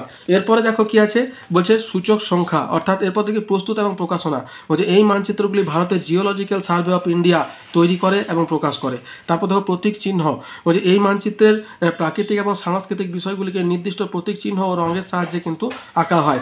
5 হচ্ছে তথ্য সঞ্চয়ের প্রকৃতি, বলছে ভূবৈচিত্র্যসূচক মানচিত্রের তথ্য অ্যানালগ আকারে সঞ্চিত হয়, নির্দেশিকার সাহায্যে একে বিশ্লেষণ করা হয়। এবং 6 হচ্ছে অক্ষাংশ এবং দ্রাঘিমা, ভূবৈচিত্র্যসূচক মানচিত্রে অক্ষাংশ এবং দ্রাঘিমার বিস্তৃতি উল্লেখ থাকে। তাহলে এই হচ্ছে তোমার ভূবৈচিত্র্যসূচক মানচিত্রের বৈশিষ্ট্য। এরপর দেখো আছে ভূবৈচিত্র্যসূচক মানচিত্রের প্রয়োজনীয়তা বা উদ্দেশ্য কী। তাহলে এই যে আমরা তোমার মানচিত্রটা যে পড়ছি, আমরা ঠিক যেমন স্যাটেলাইট ইমেজে জানলাম, ঠিক একই রকমভাবে এর প্রয়োজনীয়তাটা কী দেখো। দুটোরই প্রয়োজনীয়তা আছে, কিন্তু দুটোর গুরুত্ব একটু আলাদা আলাদা, এবং কিছু কিছু ক্ষেত্রে আছে যেখানে দুটোই কিন্তু প্রয়োজন হয়, বুঝতে পেরেছ। তাহলে দেখো ভূগোল শাস্ত্রের ভূবৈচিত্র্যসূচক মানচিত্রের গুরুত্ব বা প্রয়োজনীয়তা। ভূবৈচিত্র্যসূচক মানচিত্র পাঠ ভূগোল শাস্ত্রের একটি গুরুত্বপূর্ণ উপাদান। যে কোনো অঞ্চল সম্পর্কে বিস্তারিত এবং সুস্পষ্টভাবে জানার ক্ষেত্রে এই মানচিত্রের অনস্বীকার্য ভূমিকা হলো, প্রথমে হচ্ছে আঞ্চলিক, সাংস্কৃতিক এবং ভূপ্রাকৃতিক তথ্য। যে কোনো অঞ্চলের সাংস্কৃতিক, ভূপ্রাকৃতিক বিষয় সুন্দর ধারণা এই ধরনের মানচিত্র থেকে পাওয়া যায়। এতে পাহাড়, পর্বত, মালভূমি, সমভূমি, নদী, উপত্যকা, হ্রদ, জলাশয়, বনাঞ্চল, রাস্তাঘাট, রেলপথ, সেতু, মন্দির, মসজিদ, গির্জা, মানুষের নানা ধরনের বসতি প্রভৃতি সম্পর্কে বিস্তারিত তথ্য কিন্তু দেওয়া থাকে। প্রতিরক্ষা কাজে গুরুত্বপূর্ণ। এছাড়া সেনাবাহিনীর কাজেও এই মানচিত্রের ভূমিকা অসীম। দেখো এই যে তোমার টোপোগ্রাফিক্যাল ম্যাপ আছে, যেগুলো বাউন্ডারি এলাকা, সেটা তোমার স্টেট বাউন্ডারি হোক, ডিস্ট্রিক্ট বাউন্ডারি হোক, বা তোমার দেশের বাউন্ডারি হোক, এগুলো কিন্তু সাধারণ মানুষের কাছে উপলব্ধ করা হয় না। দেশের বাউন্ডারিটা তো কোনোভাবেই উপলব্ধ করা হয় না, সেটা শুধুমাত্র প্রতিরক্ষা খাতে সেনাবাহিনীদের কাছে থাকে। হ্যাঁ, তোমার দেশের বাউন্ডারি যেগুলো, সে জলের বাউন্ডারি হোক বা অন্য দেশের সঙ্গে হোক, বা আন্তর্জাতিক বাউন্ডারি যেটা বলছে, তো আমরা যেগুলো পাই সেগুলো কি ভিতরের মানচিত্রগুলো পেয়ে থাকি আমাদের জাস্ট বোঝার সুবিধার জন্য বা পড়ানোর জন্য। এছাড়াও সেনাবাহিনীর কাজে এই মানচিত্র ভূমিকা অসীম। প্রশাসনিক দিক থেকে গুরুত্বপূর্ণ বা ভূপ্রাকৃতিকগতভাবে দুর্গম স্থানের ভূপরিসূচক মানচিত্র সেনাবাহিনীর কাছে খুবই কিন্তু গুরুত্বপূর্ণ। এছাড়া গবেষণামূলক কাজে ভূমির ব্যবহার জানার জন্য, ভূমির ব্যবহারের পরিবর্তন জানার জন্য এটা কিন্তু খুবই গুরুত্বপূর্ণ। ভূমির ব্যবহারের পরিবর্তন মানে কি বলতো, এটা ধরো অতীতে কী ছিল এবং বর্তমানে স্যাটেলাইট ইমেজে কী আছে, এই পরিবর্তনটা কিন্তু এই ভূবৈচিত্র্যসূচক মানচিত্র থেকে জানা যায়। তার কারণ হচ্ছে ভূবৈচিত্র্যসূচক মানচিত্র কিন্তু অনেক পুরনো, তখন কিন্তু তোমার স্যাটেলাইট ইমেজ ব্যবহার কিন্তু তখনও শুরু হয়নি। তাহলে এটা গেল ভূবৈচিত্র্যসূচক মানচিত্রের প্রয়োজনীয়তা। এরপর দেখো ভগ্নাংশ সূচক স্কেল বা RF এর ব্যবহার লেখো। তাহলে দেখো আমরা যখনই টোপোগ্রাফিক্যাল মানচিত্র মানে দেখব বা পড়ব, তার আগে কিন্তু RF জিনিসটা আমাদেরকে জানতে হবে। যদিও আমরা স্কেল পড়ার সময় RF জেনেছি, কিন্তু RFটাই শুধুমাত্র কেন মানচিত্রে গুরুত্বপূর্ণ টোপোগ্রাফিক্যাল মানচিত্রে, তার কারণ হচ্ছে যে সমস্ত স্কেল আছে, সে বিবৃতিমূলক, ভগ্নাংশ সূচক এবং লিনিয়ার স্কেল, তার মধ্যে মানচিত্রে বা টোপোগ্রাফিক্যাল মানচিত্রে কিন্তু এই ভগ্নাংশ সূচক স্কেল বা এই RFটার ব্যবহার কিন্তু উল্লেখযোগ্য। তাহলে কি বলছে দেখো, যে মানচিত্রের দুটি স্থানের দূরত্ব এবং ভূপৃষ্ঠের দুটি স্থানের দূরত্বের প্রকৃত দূরত্বের অনুপাতকে যখন ভগ্নাংশে প্রকাশ করা হয়, তখন তাকে ভগ্নাংশ সূচক স্কেল বা RF বা রিপ্রেজেন্টেটিভ ফ্র্যাকশন কিন্তু বলা হয়। সাধারণত ভূবৈচিত্র্য সূচক মানচিত্রে ভগ্নাংশ সূচক স্কেলের ব্যবহার সব থেকে গুরুত্বপূর্ণ। যেমন RF = 1 মিলিয়ন বা 1 মিলিয়ন, এই ভিত্তিতে বৃহৎ স্কেলের মানচিত্র অঙ্কন করা হয়, যাকে মিলিয়ন সিট বলা হয়। আবার একইভাবে RF 1:250,000, RF 1:150,000 এই ভিত্তিতে মাঝারি স্কেলের মানচিত্র বা ডিগ্রি সিট এবং ক্ষুদ্র স্কেলের মানচিত্র বা ইঞ্চি সিট আঁকা হয়। তাহলে এই হচ্ছে তোমার RF।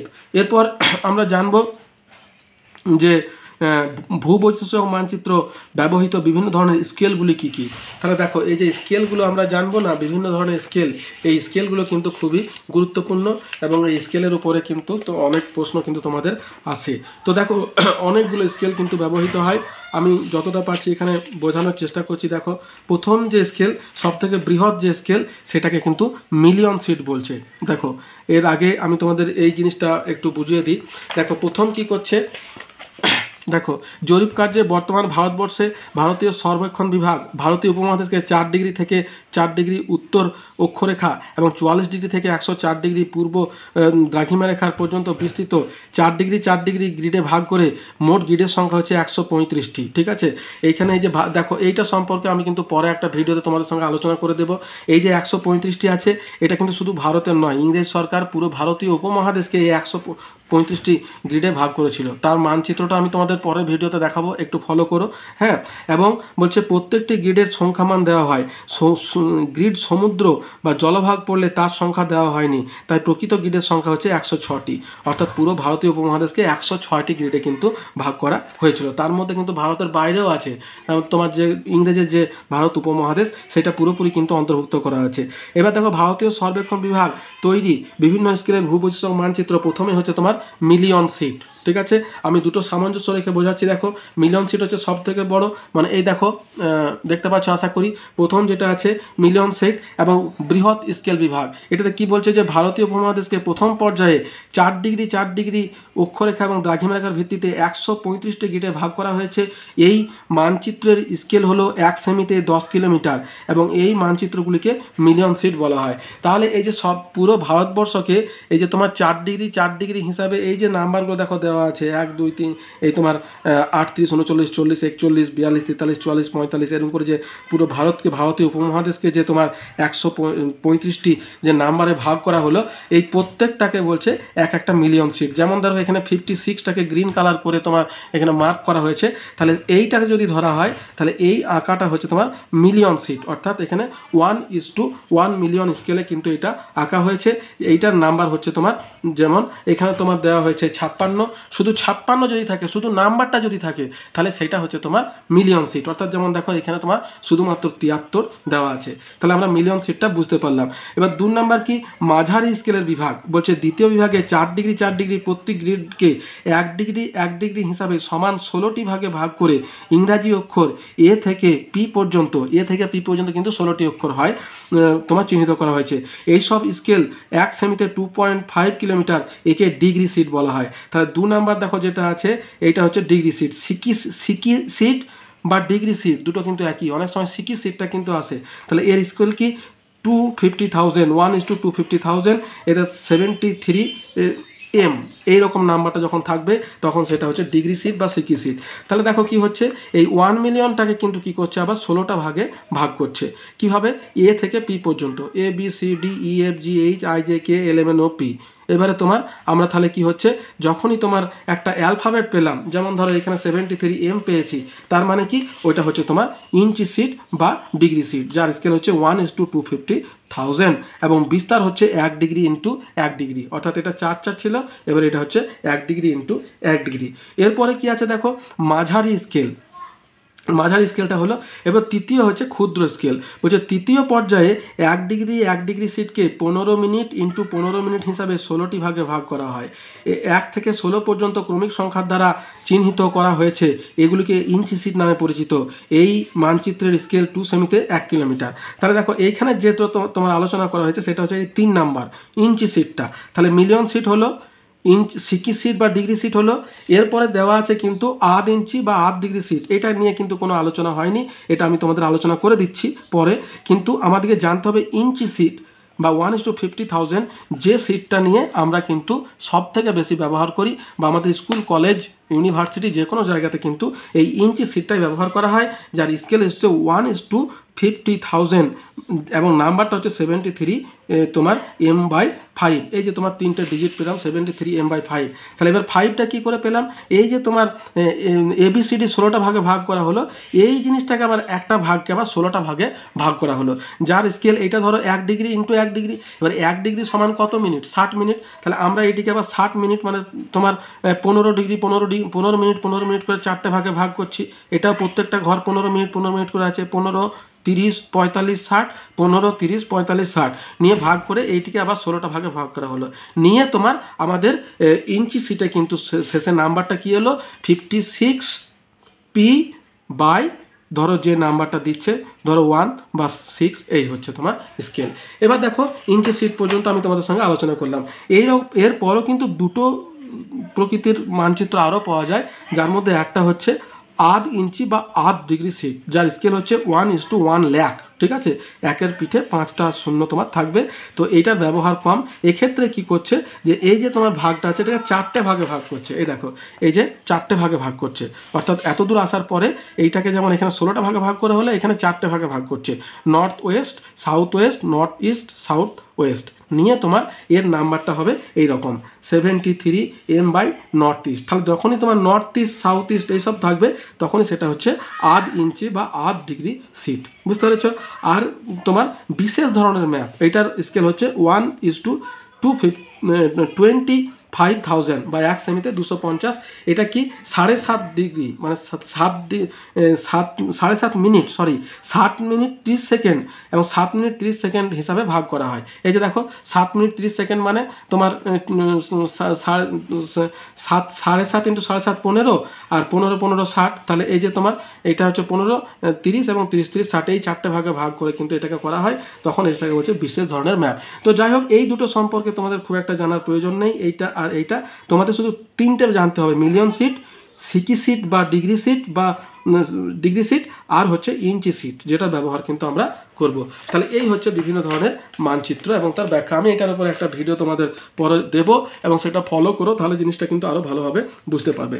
এরপর দেখো যেটা আছে বলছে যে মানচিত্রের প্রয়োজনীয়তা, উদ্দেশ্য, RF, ডিগ্রি সিট। এবার দেখো আছে বলছে কি সিকি মানচিত্র বা ডিগ্রি সিট কোনটা। তাহলে সিকি মানচিত্র ডিগ্রি সিট কোনটা তোমাদেরকে তো দেখালাম।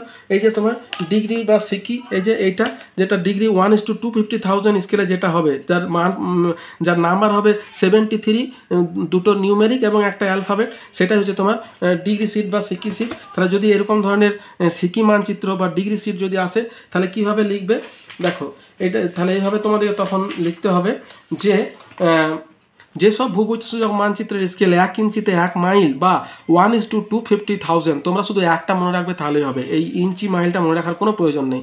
1:250,000 বা 1 সেমিতে 2.5 কিলোমিটার, সেই ভূবৈচিত্র্যসূচক মানচিত্রকে সিকি মানচিত্র। বৈশিষ্ট্য কি, সিকি মানচিত্রে অক্ষাংশ এবং দ্রাঘিমাংশের বিস্তার 1 ডিগ্রি ইন্টু 1 ডিগ্রি, একে ডিগ্রি সিটও কিন্তু বলা হয়, অর্থাৎ ঘুরিয়ে দিতে পারে সিকি সিট বা সিকি মানচিত্র, ডিগ্রি সিট বা ডিগ্রি মানচিত্র, তখন কিন্তু এটা তোমাদেরকে করতে হবে।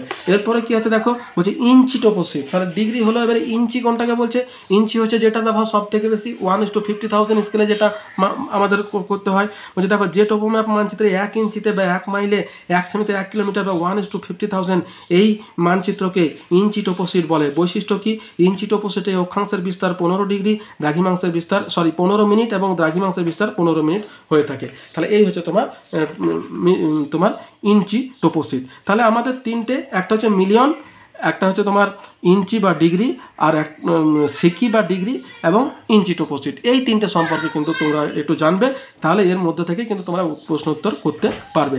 এরপর দেখা বলছে ভূবৈচিত্র্যসূচক মানচিত্র এবং উপগ্রহ চিত্রের মধ্যে পার্থক্য কী। তাহলে আমাদের যে তোমার ভূবৈচিত্র্যসূচক মানচিত্র এবং উপগ্রহ চিত্র আছে, এই দুটোর মধ্যে কিন্তু কিছু পার্থক্য আছে। কি কি আছে দেখো, প্রথমে ভূবৈচিত্র্যসূচক মানচিত্র কি বলছে, যে ভূপৃষ্ঠের কোনো স্থানের প্রাকৃতিক ও সাংস্কৃতিক বৈশিষ্ট্যগুলি প্রচলিত প্রতীক চিহ্নের সাহায্যে মানচিত্রে প্রদর্শন করা হলে তাকে ভূবৈচিত্র্যসূচক মানচিত্র বলে।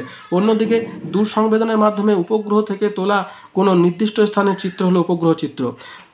এবার ভূবৈচিত্র্য মানচিত্রের প্রচলিত প্রতীক চিহ্নের সাহায্যে ভূবৈচিত্র্য সূচক মানচিত্রে প্রকাশ করা হয়।